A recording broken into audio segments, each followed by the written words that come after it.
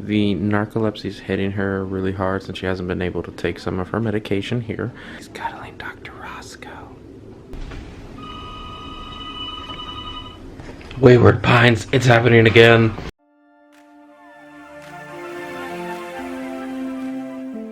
Good morning, everyone. So, Janice is here. She's sleeping. The narcolepsy is hitting her really hard since she hasn't been able to take some of her medication here. She's cuddling Dr. Roscoe. Anyways, so the attending physician did come in this morning, and they were a little concerned the calcium was still low, so they're going to be giving her a little bit more calcium today. There may be some more testing that he wants to do on the thyroid, stuff like that, and we're going to find out after some more blood work. Also, he gave us a slight overview of the gastric emptying study.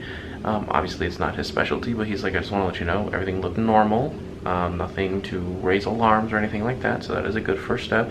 We are going to wait until the GI doctor or his nurse practitioner comes to speak to them, and we were going to go from there. So the GI's nurse practitioner came in. She told us that the gastric emptying study looks completely normal, so thankfully gastroparesis is also being ruled out. The next thing is we're going to be doing the Prometheus testing for Crohn's to see. The problem is it's mostly only done outpatient, and you know, I called this morning, spoke to a couple representatives to see what can be done to get it here, and they said we can do it inpatient, but the doctor has to order it. Sometimes the hospitals just don't do it, but they're going to work on this. So we spoke to the nurse. She's going to go back, speak to the doctor, see if we can order it, because it's a specific kit that they have to send it here. They'll overnight it, and we just have to see if they can do it. If they can do it, it'll be amazing. They do it right now, send it off, and figure out what's going on while she's still here, and see if we can come up with a course of action to treat it. That's going to be the biggest thing. We want to make sure that her symptoms aren't only just controlled, but also treat what's going on. And that's the big question, basically, is how can we figure out what's going on and make her feel better. So that's going to be the next step, is the Prometheus lab, and we're going to go from there. I'm here just chilling on the couch a little bit. Big concern of Janice is that yesterday and last night, since she did do her gastric emptying study, she didn't have to eat anything in the morning, and she only ate a small meal for the actual test, and after that she only had a small little snack afterwards. So she didn't really eat anything. She didn't even eat one full meal yesterday. Now what happened is that she didn't feel much pain from eating. That's not good, because then it's kind of making her feel like, okay, so I don't want to eat, because then guess what, I won't have pain. But obviously that's not normal. You have to eat 3 meals a day, get all your nutrition, get everything in, so that you can survive and not, you know, be in pain and have issues and stuff like that. So that's a big concern of ours, because we want to make sure that she leaves the hospital, and when she does, she can go home, eat, be, you know, a lot better than when she's still here. She's still in pain, she can't eat much, and it's difficult to transition to home life when you don't want to eat because you're going to be in pain, and it's not like here where they have all the medications and doctors to see you instantly.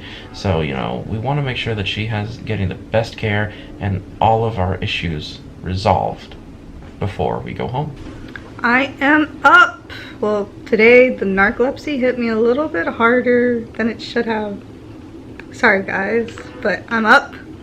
Let's hope I don't stay up till very late. Usually I always say, oh, I'm gonna stay up till very late, and then I still knock out like around 9 or 10. Oh well. But I have my brother babysitting me once again. Yep, very long. Thank you, my darling brother.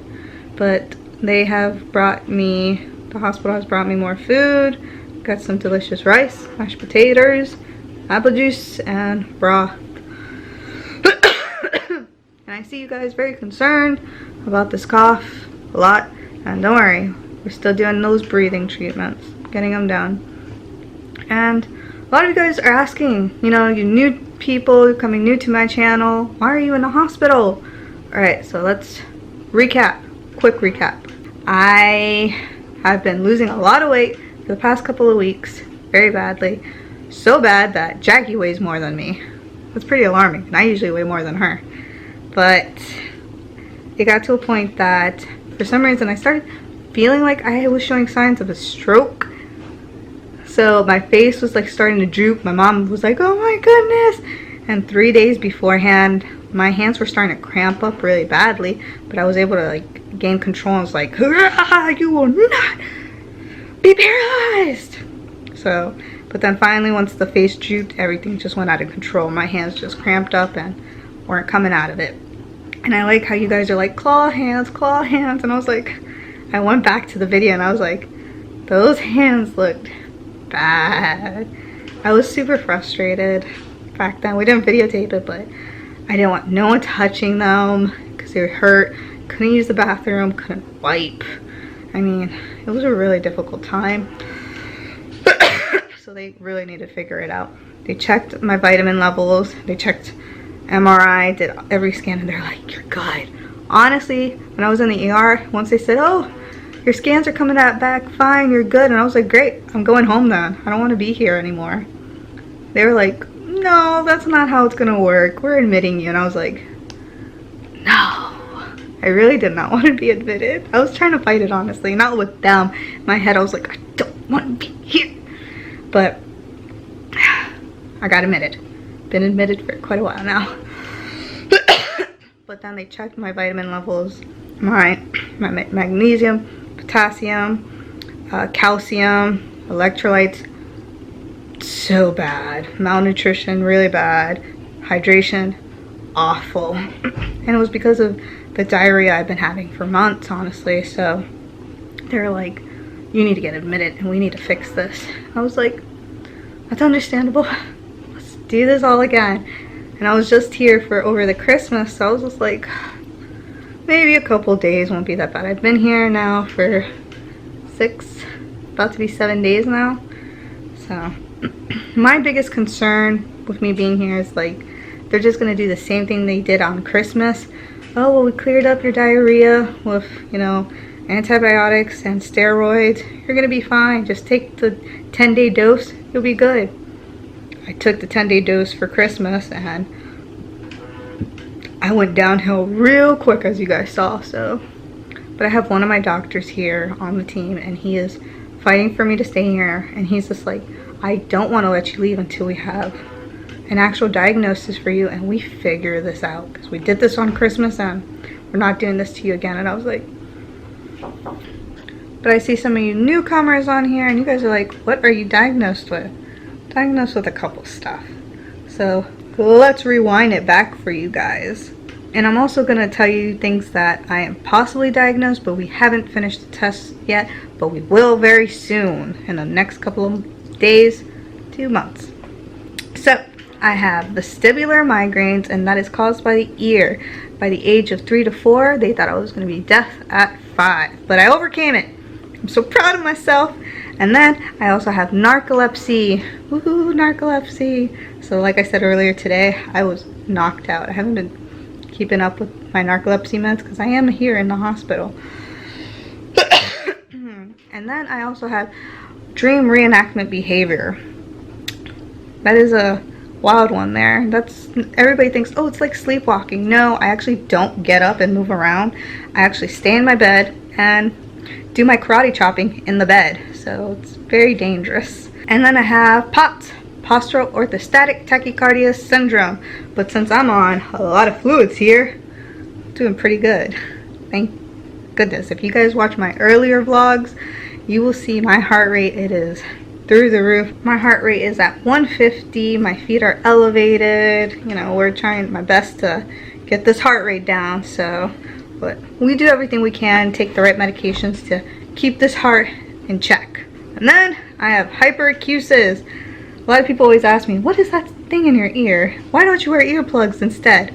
Well, with earplugs, actually it's so weird. When sound touches the earplugs, it vibrates through my ear canal and it actually really bothers me and I just can't help it. But with the tissue in my ear, it actually calms the sounds and doesn't really do much vibration and it just soothes me. But hyperacusis is not sound sensitivity. I cannot deal with certain pitches, certain frequencies, and certain noises. But with sound sensitivity, they can't deal with a lot of sounds. But with me, pretty good with a lot of noises. Also, I am losing my hearing. One part of this ear right here, one part of my ear, such as this one, I have about 60% of hearing, and it does go lower and lower each day, each week. And I try, and some people are like, oh, are you gonna get hearing aids? Are you gonna learn sign language? I'm gonna definitely have a service dog helping me with hearing. I like that idea. And probably do hearing aids, because I've seen some beautiful hearing aids that you do not see them at all. And they have Bluetooth. That's amazing. And then this ear has about, I believe, 75 of hearing, so doing pretty good with this ear. Give it some props. But with this ear, it is actually really bad because it has such bad damage, and we had to reconstruct the eardrum. So as days go by, my hearing does diminish. And I have friends, such as Jackie, who just love making fun of my horrible hearing. There you guys go. Hopefully I caught you up to that. And these are some of the things I have not been diagnosed with, and I am getting tested out very soon. My GI believes I have Crohn's disease, and we are going to be doing the Prometheus test, and that is a blood work to find out if you have Crohn's, and we'll be doing that very soon. And then I have my pulmonologist. As you guys can see, I am coughing like crazy, and we've been doing a lot of breathing treatments. My pulmonologist believes I have asthma, which isn't a shock because it does run in my family. My brother has it, my mother has it. Why not? Sure, let me have it too. So those are future diagnoses for me. Let's see what else I get. Hope not anymore. Hello. I'm tired. It's been a long day. I didn't do anything. I'm still tired. Janice, how are you feeling? I took a nice shower. I got a lot of medication in me. And they're worried once again because my vitamins are going down. And they actually gave her a bag of it, which last time it raised it up, and it only went up like 1/10 of a point. So they're like, that doesn't make sense. So giving her a lot more right now, and draw some blood and see where we go from there. They're really hoping that... I was kind of hoping to leave by tomorrow, but how this is looking... Maybe not. Yeah. And I know some of you guys are probably thinking, vitamin deficiency? That's not a big deal.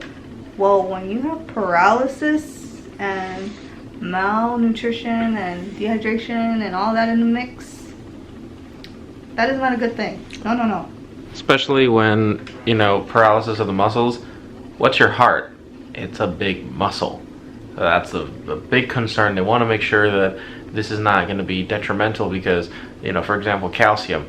Too low of calcium and potassium can cause muscle spasms, not spasms, paralysis where your muscles can't work, which was starting to happen in her hands and start working its way up to her arms. They stopped doing giving her a bunch of medication, but too much calcium is also a bad thing because guess what? It can give you kidney stones.